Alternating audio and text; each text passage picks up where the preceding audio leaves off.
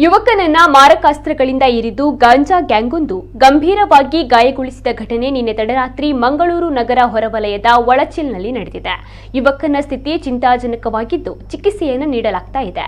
ನಿನ್ನೆ ರಾತ್ರಿ ಮನೆಗೆ ದಿನಸಿ ತರಲು ತೆರಳಿದ್ದ 16 ವರ್ಷದ ಮಿಫ್ತಾಹ್ ಎಂಬ ಬಾಲಕನನ್ನ ತಡೆದಿದ್ದ ಗಾಂಜಾ ಗ್ಯಾಂಗ್ ಮಾರಕಾಸ್ತ್ರಗಳಿಂದ ಹಲ್ಲೆ ನಡೆಸಲು ಮುಂದಾದಾಗ ತಡೆಯಲು ಬಂದ 30 ವರ್ಷದ ಯುವಕನ ಮಾವ ಆಸಿಫ್ ಎಂಬವರ ಮೇಲೆ ತಂಡ ಏಕಾಏಕಿ ತಲವಾರು ಹಾಗೂ ಇನ್ನಿತರ ಮಾರಕಾಸ್ತ್ರಗಳಿಂದ ದಾಳಿ ನಡೆಸಿದೆ ಎಂದು ಆರೋಪಿಸಲಾಗಿದೆ.